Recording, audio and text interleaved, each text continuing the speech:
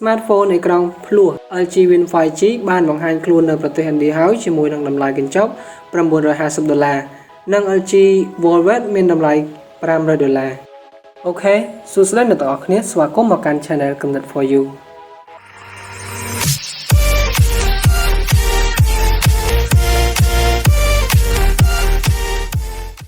អូខេមុននឹងអ្នកទាំងអស់គ្នាតាមដានព័ត៌មានជាមួយនឹងខ្ញុំសូមអ្នកទាំងអស់គ្នាកុំភ្លេចចុច like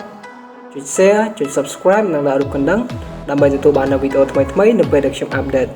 អូខេតោះកុំឲ្យខាតពេលយូរ LG Win 5G គឺជា smartphone ថ្មីមួយដែលបានបង្ហាញខ្លួនជាផ្លូវការកាលពីខែកញ្ញាកន្លងមកនេះសម្រាប់ទីផ្សារពិភពលោកផងដែរ smartphone អេក្រង់ភ្លោះនេះគឺជា smartphone មួយដែលមានអេក្រង់អាចធ្វើការបង្វិលបាន90 ដឺក្រេនៅលើអេក្រង់ទី2របស់វាហើយនៅក្នុងពេលនេះដែរក្រុមហ៊ុនបច្ចេកវិទ្យាយក្សរបស់ប្រទេសកូរ៉េខាងត្បូងនេះក៏បានបង្ហាញខ្លួនមកនៅ smartphone LG Win 5G និង LG Volvet 5G នៅក្នុងប្រទេសឥណ្ឌាផងដែរ smartphone LG Win 5G នេះបានបង្ហាញខ្លួននៅក្នុងប្រទេសឥណ្ឌានៅក្នុងតម្លៃ$950 smartphone នេះមានពីរពណ៌ Alucent Sky និង Arona Grey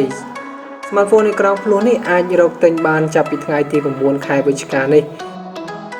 smartphone LG Volvet នេះបានបង្ហាញខ្លួននៅក្នុងប្រទេសឥណ្ឌាជាមួយនឹងកញ្ចប់តម្លៃប្រមាណ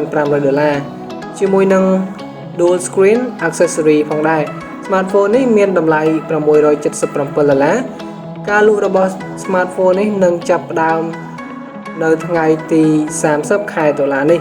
នៅក្នុងប្រទេសឥណ្ឌាហើយវាមានពណ៌Arona Silver និង New Black ផងដែរ Smartphone កំពូល LG Win 5G នេះក៏មានបំពាក់មកជាមួយនឹងបច្ចេកវិទ្យាមុខងារថ្មី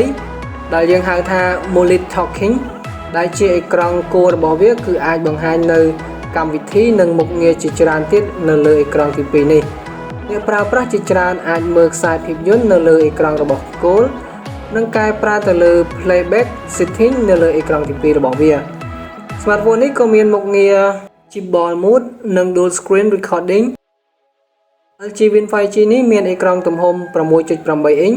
ជា P AMOLED ជាមួយនឹងកម្រិតភាពច្បាស់ Full HD+ និង Aspect Ratio 20.9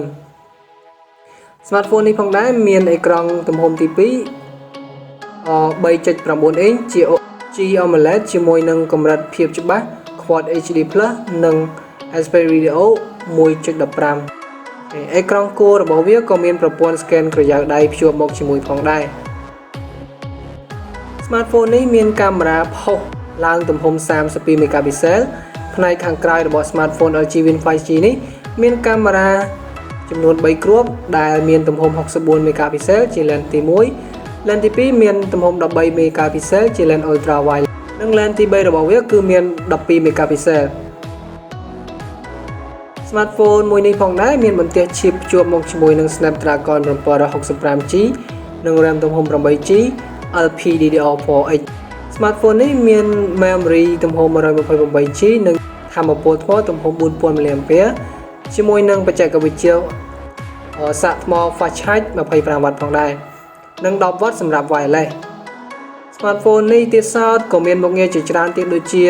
ដែលយើងអាចនិយាយបានថាដាក់ដកបាន SIM 2និងមានមុខងារផ្សេងៗជាច្រើនផងដែរនិងមានមុខងារផ្សេងៗជាច្រើនទៀតផងដែរ Smartphone នេះដំណើរការដោយ Android 10 OS និង